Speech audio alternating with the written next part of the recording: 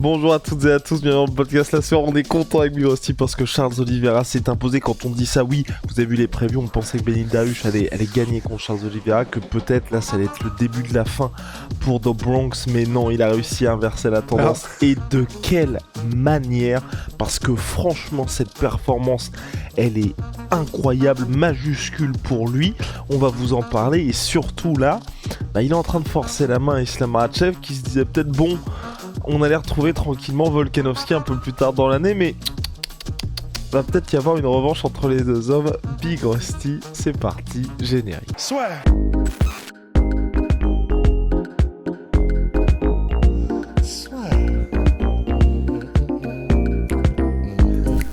Paris sur le MMA avec Unibet.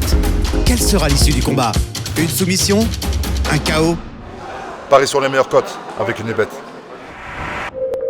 C'était incroyable entre Beneil Dariush numéro 4 et Charles Oliveira numéro 1 de la catégorie lightweight.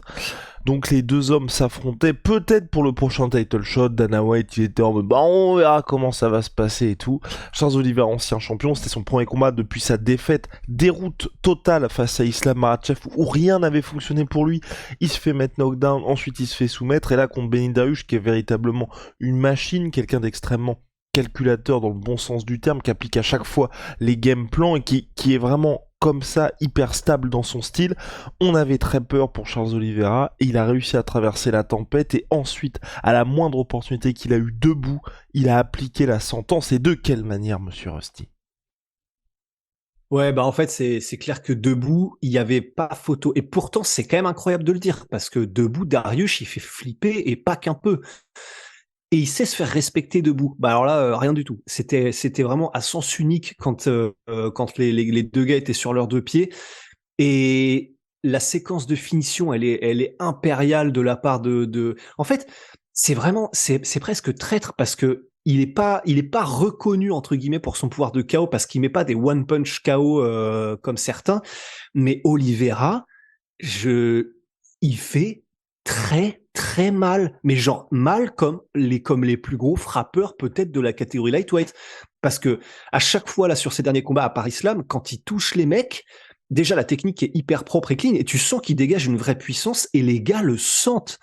Là, il y a eu déjà à chaque fois qu'il y avait un high kick, tu sais, t'avais l'impression d'être dans Street Fighter quand les mecs pètent ta garde, tu sais, sur comme ça le truc qui part de tous les sens. Et quand il a commencé à le chasser après avoir mis son high kick à la fin du premier round, le high kick d'ailleurs en mode Leon Edwards, tu sais, où tu me rentres le direct et après même sens tu mets le high kick et tout. Et quand il a commencé à le chasser, l'intensité que met Charles Oliveira, là voilà, il a réussi à retoucher avec un crochet Beneil Dariush qui essayait de s'en sortir et puis ça a été le début de la fin, ground and pound terminé. Mais même pendant tout le combat, il met un rythme. Les deux là, Dariush et Oliveira, ils ont mis un rythme, mais c'était endiablé. C'était d'une intensité, et même quand c'était au sol, c'est là où tu te dis, ouais, ok, il y a certains combattants et il y a des mecs comme Charles Oliveira et Beneil Dariush. Et quand les deux sont ensemble, au sol, ça ne s'est pas arrêté une seule seconde. Je sais pas, il a dû se passer peut-être 2 minutes ou 3 minutes au sol, où Oliveira était sur son dos, ça n'a pas arrêté une seconde. À chaque fois, Oliveira commençait à essayer de caler des coudes. Le ground pound de Dariush, il était violent et tu sentais qu'il voulait lui faire mal à Charles Oliveira. Donc, des tentatives de clés de jambes par Charles Oliveira, ça bouge tout le temps, des scrambles, jamais il se satisfait d'être dans une position Charles Oliveira, ça bouge tout le temps, des coups, machin, ça veut faire mal. Et effectivement, debout, il y avait vraiment pas photo. Donc c'est pour ça que c'est vraiment un truc de dingue avec Charles Oliveira. Je sais pas s'il y a un combattant aussi intense que Charles Oliveira est aussi compétent. Enfin, les deux en même temps. C'est du délire. Et surtout, nouvelle finalisation pour lui à l'UFC par TKO. Je pense qu'il va prendre un bonus de performance. Enfin, son record qu'il avait déjà là est augmenté. Et surtout, où je tire mon chapeau à Charles Oliveira, c'est que c'est une victoire donc contre un Beneil Dariush qui était en feu, énorme série de victoires jusqu'à présent, qui, ok, c'est pas le nom le plus clinquant de l'UFC, mais qui vraiment faisait flipper, et un Beneil Dariush qui a fait tout ce qu'il devait faire pour s'imposer. C'est pour ça aussi que là, vraiment, je suis impressionné par ce qu'a fait Charles Oliveira. C'est au début, Rusty l'a dit, gros rythme imposé par Charles Oliveira qui met la pression d'entrée. Forcément, il va au clinch Beneil Dariush parce qu'il sait qu'il peut pas rivaliser. Il a le dessus ensuite. il met un gros ground and pound, et Charles Oliveira là aussi énorme défense parce que vraiment sur son dos il se prenait mais des énormes parpaings qui ne tombe pas clean à la fin, mais parce que Charles Oliveira se débrouille bien. Ensuite il se relève, là on a à nouveau Benil Dariush qui prend la marée, qui fait un single leg qui est pas du tout en mode, enfin il prend la bonne décision parce qu'il prend la marée, c'est pas en mode panic takedown, mais là encore extrêmement bon dans le scramble Charles Oliveira, qui arrive ensuite à reprendre le dessus, et là sauf qu'on voit la différence, c'est que Charles Oliveira quand il met le ground and pound, bah ça se termine directement, donc vraiment il l'avait déjà blessé avant en plus, ouais. Les deux ont fait les bons choix à chaque fois, et Charles Oliveira a réussi à prendre le dessus, donc je trouve que c'est extrêmement positif pour lui. Le fait qu'ils disent qu'il ait dit durant toute la Fight Week que il était pas lui-même, c'était pas du tout la bonne version, la vraie version de lui qu'il y a eu contre Makhachev, que là ensuite ils disent j'étais à 10% contre Islam Makhachev, là aujourd'hui j'étais à 120%. Évidemment, il était pas à 10% contre Islam Makhachev, mais ça a du sens au regard de ce qu'il a fait, au regard de ce qu'il a montré aujourd'hui. Enfin, depuis combien de temps n'aviez-vous pas vu Charles Oliveira dans un combat qui ne se fait soit pas mettre knockdown, soit qui ne se fait pas ouvrir? Une éternité. Donc, ouais. tout ce qu'il a dit en termes de progrès, de sa pose que ça lui avait... Enfin, là, tout a du sens, tout est cohérent, et la performance qui nous a sorti, c'est même pas, voilà, il y a pas ce côté, c'est un coup de chance, non, là ça a été maîtrisé, Non. il a traversé des moments qui étaient durs. Benil Dariush aussi, là où ce que j'ai apprécié, c'est qu'il avait dit ce qu'il allait faire face à Charles Oliveira, et là où, avant Islam Makhachev, la plupart du temps, quand Charles était au sol, les gars attendaient parce qu'ils allaient pas s'aventurer là-dedans, pas de souci, et même si Charles lui restait extrêmement agressif parce qu'il y a un moment, il tente une clé, heureusement, ça se termine bien pour Benil Dariush. Il n'avait pas peur du tout d'être dans un endroit qui est normalement le royaume de Charles Oliveira. Donc vraiment, moi, j'ai apprécié le combat. La stratégie, le game plan des deux gars était efficace. Sauf que Charles Oliveira, quand il faut être game, quand il faut être clutch, et ben il est là. Bah ouais. Et c'est pour ça que même dans son attitude après le combat, Oliveira, il a été parfait, il a hypé tout le monde, il a redit sa punchline, le champion a un nom, c'est Charles Oliveira. Et quand Daniel Cormier, en gros, lui dit, bah il y a Islam Makhachev qui vient de tweeter qu'il y a des niveaux dans ce game, Charles Oliveira, parfaite réponse dans ces cas-là, c'est ne même pas calculer la crotte de nez de ton concurrent, et direct il fait, ok, c'est qui le champion? Genre au micro pour créer une réaction de la foule, et ensuite du coup il se barre avant même d'attendre la réponse pour faire un autre bain de foule en montant sur la cage. Il est parfait en fait, Charles Oliveira. C'est-à-dire que en fait c'est tout ce qu'on espère en tant que fan avec un combattant ultra compétent, charismatique à la mort, et même sans parler anglais, il arrive à captiver complètement une audience, des combats qui sont toujours ultra excitants.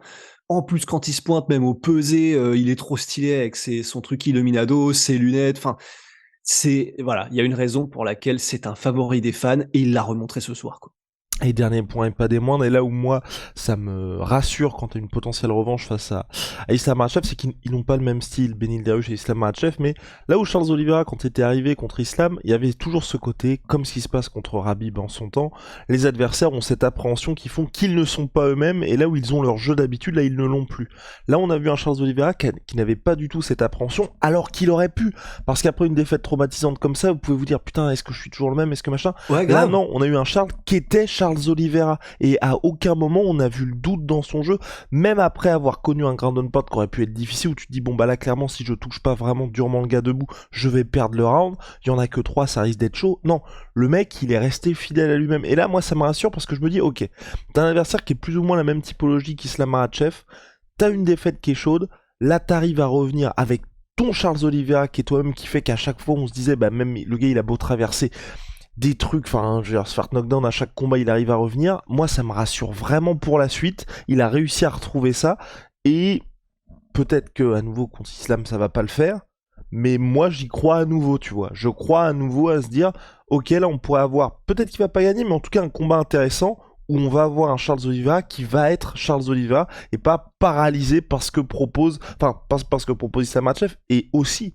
Je pense que le fait qu'il y ait eu le combat Islam Makhachev contre Volkanovski, ça a dû donner des idées à beaucoup de gars qui se disent ok, le mec est humain comme nous tous, et quand tu fais ton jeu, tu joues sur... C'est possible de le mettre dans le mal. Ouais, grave. Et même s'ils ont des styles radicalement différents, Volkanovski et Oliveira, et que l'un ne peut pas faire ce que fait l'autre et vice versa, bah effectivement, juste le simple fait qu'on l'ait vu humain, Islam Makhachev, eh ben effectivement, ça peut changer ton approche. Et non, sinon, j'ai pas grand-chose à rajouter de plus parce que c'est vrai que on a vu des combattants qui, quand ils ont été vraiment, ils se sont fait master classer et ils savent qu'ils n'ont pas pu faire grand-chose. Mais c'est vrai que le combat de retour est très difficile. On utilise toujours l'exemple évidemment de Francis Ngannou, mais là c'est vrai que le fait qu'il soit arrivé avec 0,-0,5% de doute, ben c'est que effectivement, soit il y a un truc qu'il n'a pas révélé en public ou quoi que ce soit, autre que juste le fait qu'il n'était pas lui-même ce soir-là, que ce soit des blessures, etc. Parce qu'il a effectivement redit qu'il était qu'à 10% contre Islam Makhachev.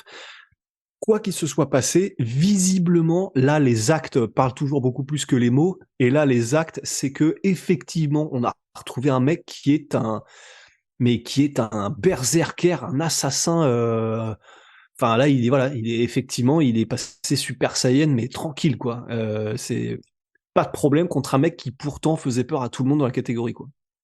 Donc Big Rusty, vivement la suite pour Charles Oliveira. Moi j'espère bien sûr une revanche contre Islam Makhachev, même si ça dépendra aussi de ce qui va se passer contre Volkanovski, parce qu'aujourd'hui, vous le savez tous si vous avez suivi un peu les actualités, Makhachev s'est imposé par décision, mais c'était extrêmement serré puisqu'il perd le dernier round et il était vraiment à bout de souffle.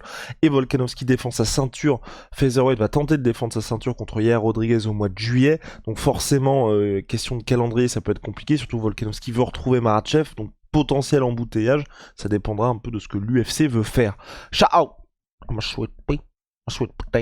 Moins de 30% sur tout ma putain, avec le code de la sueur. Et puis bah, j'aurais bien été très chercher, je voulais plaisir. montrer le Tiger aussi de Savon Onaim, mais comme je suis en caleçon, ça ferait mauvais genre. Ah bah là, effectivement, en tout cas ça se passe sur onaim.fr, c'est juste au-dessus, là vous avez notre petit Durden qui s'affiche, Big Hostie, see ya.